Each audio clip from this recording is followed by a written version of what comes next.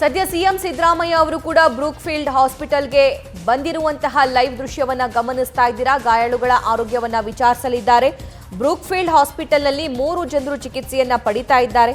ಆದರೆ ಅದರಲ್ಲಿ ಸ್ವರ್ಣಾಂಬ ಅನ್ನೋ ಮಹಿಳೆಗೆ 40% ಗಾಯ ಆಗಿತ್ತು. ಅವರಿಗೆ ನಿನ್ನೆ ಶಸ್ತ್ರಚಿಕಿತ್ಸೆಯನ್ನು ಕೂಡ ಮಾಡಲಾಗಿದೆ. ಆದರೆ ಈಗ ಅವರು ಸ್ಟೇಬಲ್ ಆಗಿದ್ದಾರೆ. ನಾಳೆ ಅವರಿಗೆ ವಾರ್ಡಿಗೆ ಶಿಫ್ಟ್ ಮಾಡ್ತೀವಿ ಅನ್ನೋ ಮಾಹಿತಿಯನ್ನ ವೈದ್ಯರು ಕೂಡ ನೀಡಿದ್ದಾರೆ.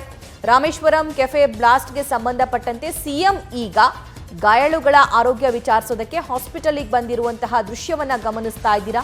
ಗೃಹ ಸಚಿವರು ಬಂದು ಆರೋಗ್ಯ ವಿಚಾರಿಸಿದ್ರು, ರಾಜ್ಯಪಾಲರು ಬಂದು ಆರೋಗ್ಯವನ್ನ ವಿಚಾರಿಸಿದ್ರು. ಅದಾದ ನಂತರ ಈಗ ಸಿಎಂ ಸಿದ್ದರಾಮಯ್ಯನವರು ಕೂಡ ಬ್ರೂಕ್ಫೀಲ್ಡ್ ಹಾಸ್ಪಿಟಲ್ಗೆ ಗಾಯಾಳುಗಳ ಆರೋಗ್ಯವನ್ನ ವಿಚಾರಿಸಿ ಅವರಿಗೆ ಧೈರ್ಯ ತುಂಬುವಂತಹ ಕೆಲಸ ಮಾಡಲಿದ್ದಾರೆ.